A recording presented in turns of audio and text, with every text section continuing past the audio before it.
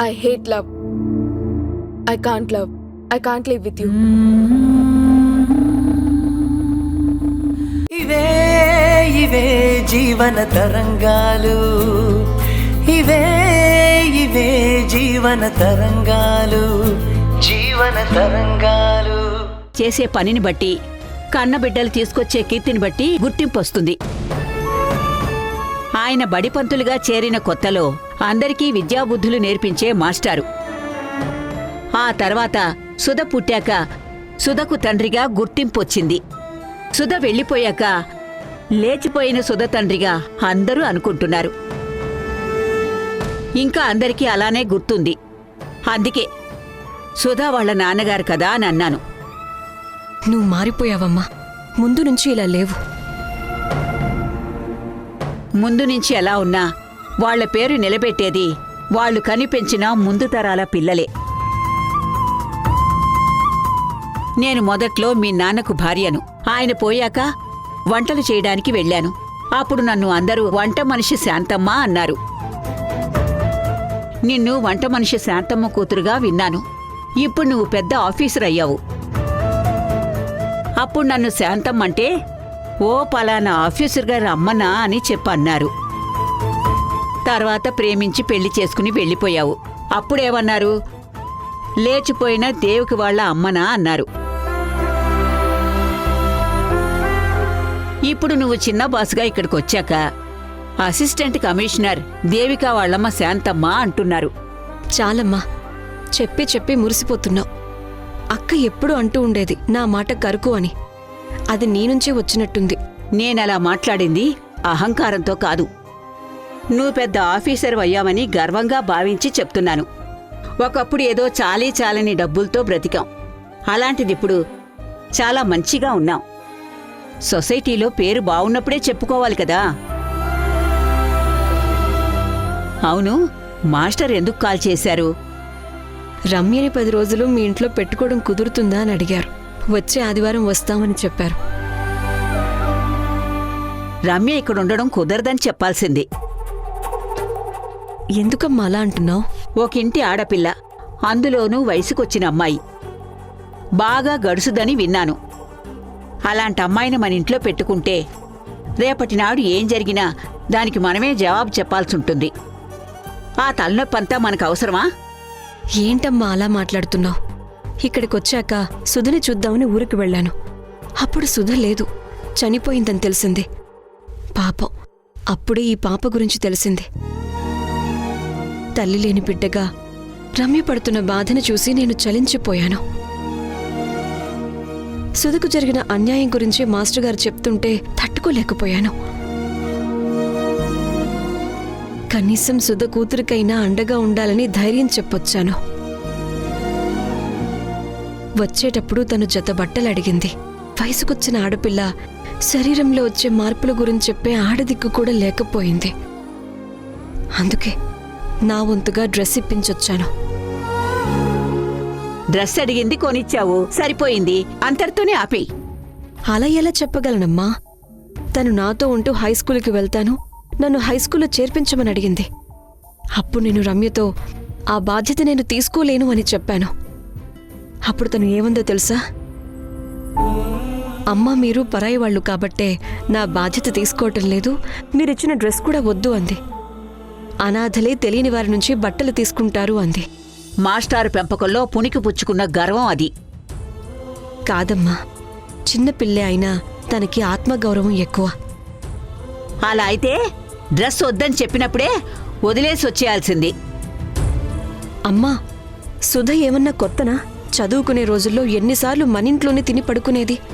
ఇంకా మాస్టారు మనింట్లో చేసే ప్రతి ఫంక్షన్కి, పండక్కి వచ్చేవారు. నాన్న చనిపోయాక మనకు ఆసరాగా అండగా నిలబడ్డారు. అలాంటిది సుధ కూతురు మాస్టర్ గారి మనవరాలు సహాయం అడిగితే కాదని ఎలా చెప్పగలను? సహాయం చేయడం వేరు, బాధ్యతలు తీసుకోవడం వేరు.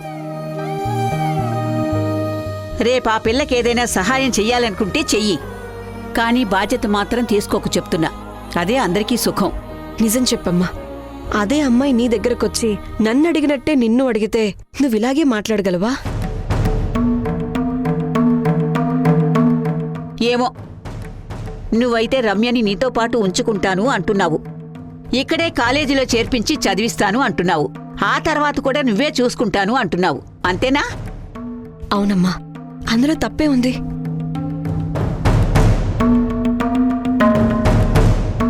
అప్పుడు నువ్వు నీ భర్తని వదిలేసినట్టేనా? అంటే చాలా ఎక్కువ చేస్తున్నావు. అనవసరమైన నిర్ణయాలతో నీ జీవితాన్ని ఏం చేద్దాం అనుకుంటున్నావు? అర్థం కాలేదమ్మా నువ్వేమంటున్నావో. నిజం చెప్పు, నా మాట నీకు అర్థం కాలేదా? లేదమ్మా, నిజంగానే అర్థం కాలేదు. నువ్వు నా కూతురివి. నా మాట నీకు అర్థమైందని నాకు తెలుసు. నిజంగానే అర్థం కాలేదమ్మా. రమ్య వచ్చి నాతో ఉండటానికి, నా భర్త నాతో ఉండకపోవటానికి రెండింటికి మధ్య లింక్ ఏంటమ్మా? ఉంది. నీ అంత చదవకపోయినా నేను నిన్ను కన్న తల్లినే. నీ మనసులో ఏముందో నేను తెలుసుకోలేనా? నీకు పిల్లలు లేరు. ఎంత సంపాదించినా, ఎంత అధికారం ఉన్నా నువ్వు ఒక ఆడదానివే కదా. అందుకే ఒక్కరినైనా చేరదీసి వారి ఆలనా పాలనా చూసి అమ్మతనం అనుభవించాలనుకుంటున్నావు. అంతే కదా? కాదు. ఏం కాదు?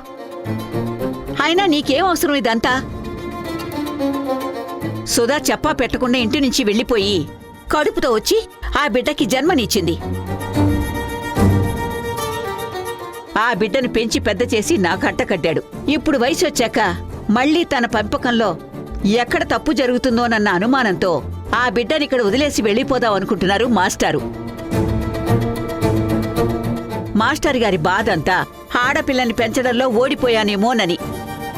ఆ ప్రాయశ్చిత్తంతో ఇంతకాలం రమ్యని పెంచి పెద్ద చేశారు. మళ్ళీ తన చేతుల్లో ఏం జరుగుతుందో ఏమోనని నీ దగ్గరికి పంపిస్తానంటున్నారు. మాస్టర్ గారి కూతురి పెంపకం విషయంలో అంచనా తప్పు ఉండొచ్చు. అందుకే రమ్యని ఇంతకాలం పెంచి పెద్ద చేసి ప్రాయశ్చిత్తం చేసుకున్నారు. మరి నువ్వేం తప్పు చేశావు? ఏం చేయలేదు కదా. మరి నీకెందుకీ తంట?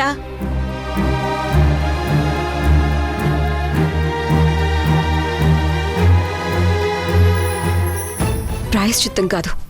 జీవితంలో నేను ఇష్టపడి ప్రేమించి పెళ్లి చేసుకున్నాను. ఆయన నన్ను వాడుకుంటున్నాడేమో అనే అనుమానం నన్ను వేధిస్తుంది. ఎలాగో నేను పెళ్లి చేసుకోవటం నీకు ఇష్టం లేదు. ఇలా నువ్వు అనుకున్నావని కాదు. ఒకవేళ నేను ఆయన్ని వదిలేసి వచ్చేస్తే నీకిష్టం లేని పెళ్లి పెటాకులయ్యింది. అప్పుడు నీకింకేం బాధ ఉండదు కదా. నాకిష్టం లేనిది నీ పెళ్లి కాదు, నువ్విష్టపడ్డ అబ్బాయి. నువ్వు పెళ్లి చేసుకున్న పద్ధతి. అంతేగాని పెళ్లి చేసుకున్నా ఎలాంటోడైనా మొగుణ్ణి వదిలేసొస్తే మెచ్చుకుంటారా? ఎలాగో పెళ్ళైపోయింది కాబట్టి మీ ఆయనతో కలిసి సుఖంగా సంసారం చేసుకో. అప్పుడు నాకు తృప్తిగా ఉంటుంది, నా మనసు బావుంటుంది. కాని నీకు నువ్వే అతన్ని ప్రేమించడం తప్పనుకుంటే నేను మాత్రం ఏం చేయగలను చెప్పు? మీ పెళ్లి బంధాన్ని నిలబెట్టేందుకు నేను మాత్రం నీకెంతని సర్ది చెప్పగలను? ఇప్పుడు అసిస్టెంట్ కమిషనర్ గారి తల్లి అని గౌరవం దక్కింది నీ వల్ల. రేపు మొగుణ్ణొదిలేసొచ్చిన కూతురు తల్లి శాంతమ్మ అనంటారు.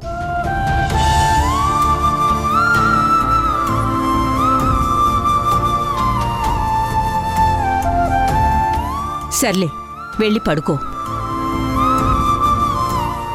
అమ్మా, కీర్తి వచ్చింది. నేను వెళ్ళాలి, అంతే కదా? వెళ్తాను.